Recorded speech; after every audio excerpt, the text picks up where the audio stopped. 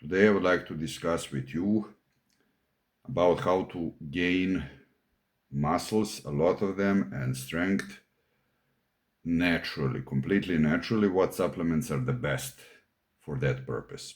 By the way, my name is Boris Kishin. Welcome to my channel. So when I started my bodybuilding journey when I was 17, I really was looking what the best supplement is before I started using anything more serious. And I can definitely tell you that after 20 and more years of experience, there are definitely products out there on the market that are not BS and that help. Not all of them. I'm not going to speak about the negative ones. I'm definitely going to tell you all about what I know about the positive ones from my personal experience. So number one, the first supplement that I ever took that really works is creatine monohydrate.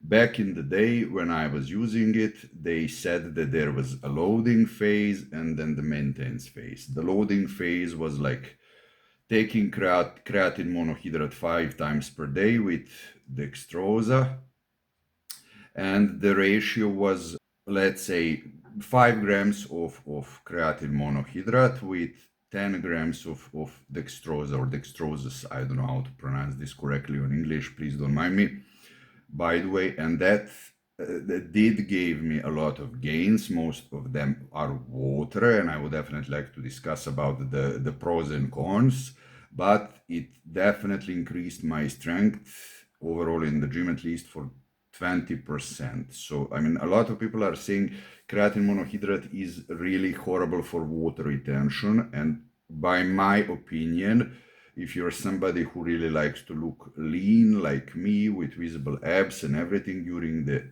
whole year, it doesn't matter if you're natural or not, yes, creatine monohydrate is going to retain a lot of water under the skin.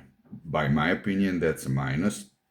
But considering that is a natural supplement and completely healthy, unless you really have genetical kidney problem, but that's something else, it is definitely going to help you with increasing the strength in the gym.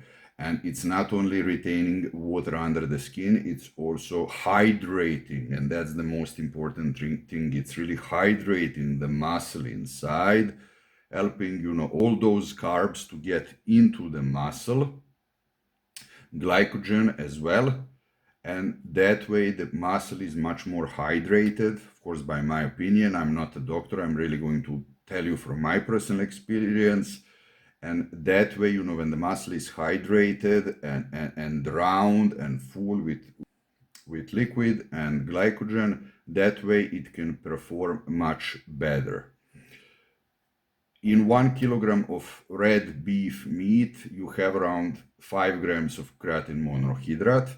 And now, is it really necessary to take it with dextroses and the loading phase and then maintaining phase? As I said, loading phase was usually 1 week of 25 grams, 5 times per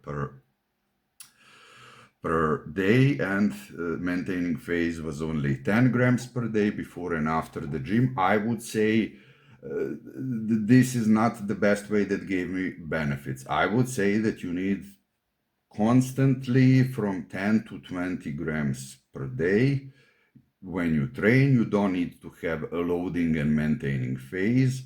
It's not necessary to take it with dextroses, because too much sugar anyway is going to put unnecessary weights. Water retention from creatine plus so much sugar is going to make you fat. At least it did from my personal experience to me. So therefore I would suggest around 5 to 10 grams before the gym and 5 to 10 grams after the gym. That's definitely going to give you overall strength performance. So this is a must-have supplement. But I also want to tell you, I don't want to jump again in my own mouth. I don't take it anymore. I really avoid it because I don't like the bloated look that it gives me, and neither am I natural as I was back then.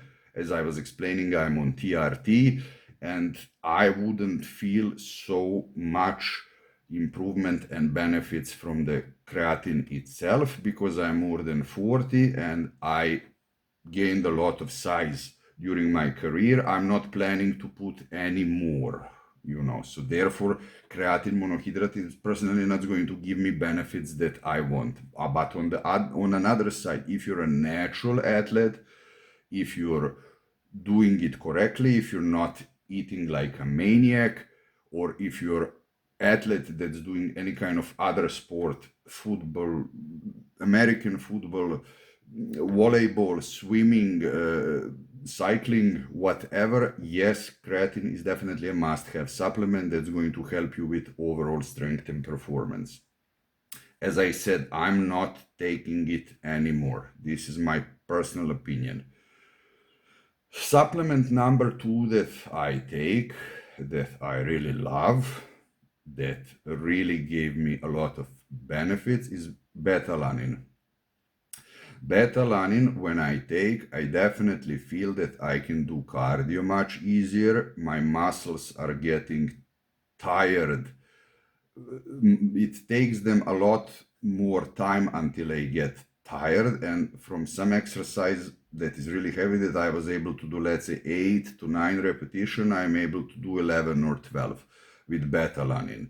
That's definitely a supplement that is increasing my repetitions, definitely. The negative sides about them is if you take more than 3.5 grams immediately, you will feel this itching from beta-alanine all over that I also personally do not like, and I cannot get adjusted to that even after 20 years of consumption. So what would I suggest? The same as with creatine monohydrate, as we are finished with creatine, but I just want to add this to prevent the diarrhea or any kind of stomach issues. Take beta-alanine as well as creatine monohydrate always after the meal. If you're taking beta-alanine before the training, as I am, try to take it also after the meal. Of course, I'm not suggesting that you put shitload of food inside of you, but let's say if you take amino acids, protein shake, maybe a banana before the workout, then take beta-alanine and take it immediately before the workout. That way you're going to prevent the itching under the skin, because when you start working out, the effect drops rapidly. I take, because I have a good meal before the workout, usually I take 5 to 10 grams. Again, I'm not suggesting that you take 5 to 10 grams of beta-alanine because you might get this horrible itching, but I learn how to adjust my body when to start to train, how much food and liquid I need before the gym, so that this itching doesn't starts feeling overwhelming. So yes, beta-alanine is definitely a must-have product for strength.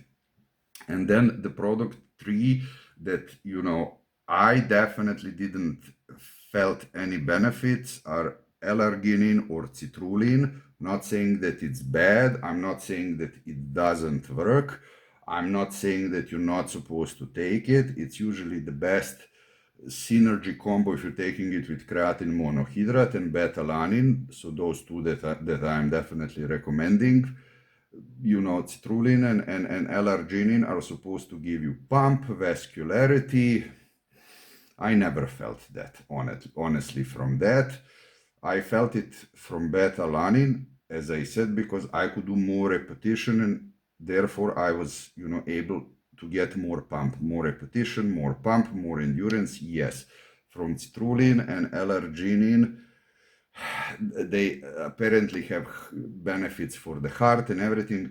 As I said, I'm not saying that's not the truth. Scientifically, it is the truth, but I was thinking logically, if this would be functioning like that, my heart, everybody's heart would be exploded if this was functioning in that way.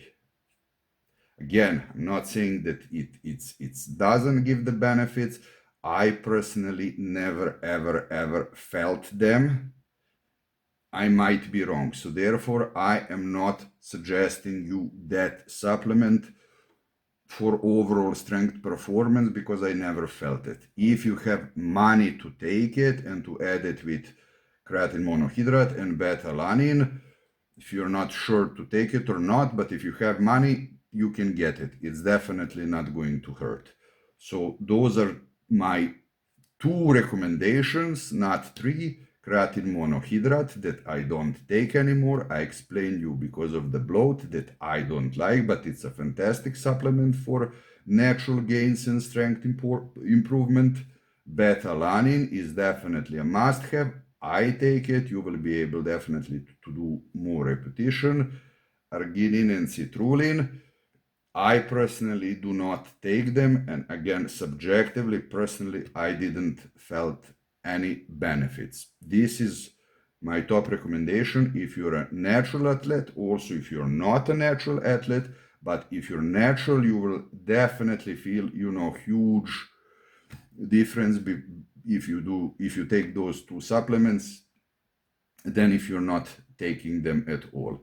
But as I said, even if you're natural, everything has to be on point for you to feel the benefits. I mean, it's also when you're not natural. You cannot be somebody who is partying, who is not sleeping properly, who is not eating properly, who is not putting enough, proteins, good fats, high quality carbohydrates, and training really intensively and heavily and expecting some supplement to do a miracle. No, it's not. But if you follow these simple rules that I'm pretty sure that you're able to understand when I'm telling you this way, you will definitely have huge improvements. Write me in the comment section what do you think about that. Do you have some other recommendation? Please like and subscribe this video because this is definitely going to help me to help you more when my channel grow and people like you. Till next time, bye.